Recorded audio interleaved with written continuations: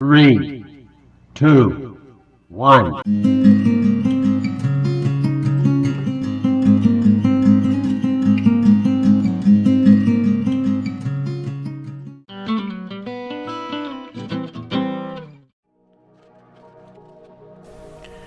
Hi, and welcome back to LDF-Designs. In today's video, I'm going to be prepping these 5 boards with some plaster and concrete, getting them ready for encaustic. 2 of these panels I had already painted with some acrylic paint and some graphite powder and charcoal. And I decided after I painted them up that I didn't really like them, so I went ahead with this plaster and concrete mixture and covered that up, and I decided to add some plaster wrap and rusty items to each of the panels.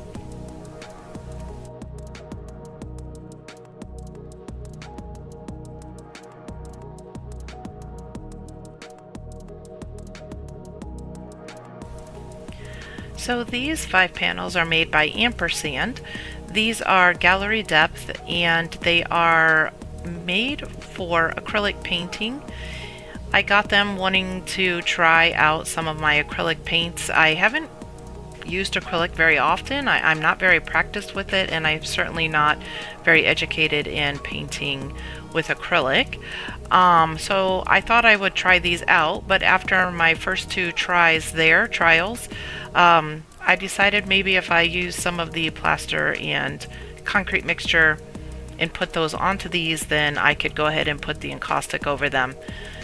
So that's what I am going to do. I did find out as I moved on with the process here that it didn't adhere again the way I expected it to.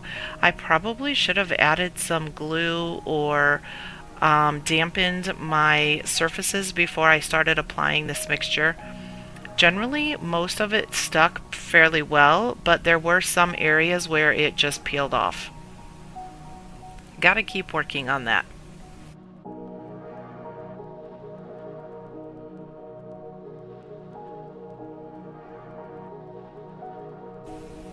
I had some different pieces of fabrics that I had put staples into, and some other pieces that I had put the rusty nails in, and so was just using a combination of plaster wrap and material and metal objects to adhere to the surfaces of these as the underpainting.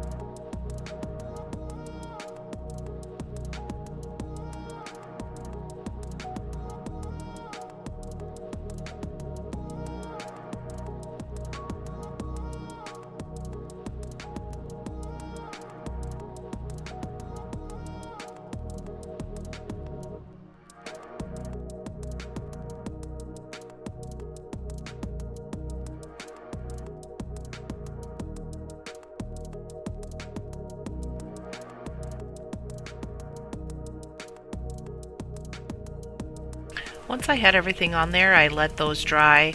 I did end up going back and adding some concrete to the top of them and let all of those layers dry for a few days. And now I'm going to go back and add some color and other things. I pulled out some all-purpose drywall mud basically. I have some gouache paints and some ink, also some black pigment powder. So was just going to kind of play around with these and see if I can add some different colors and patterns.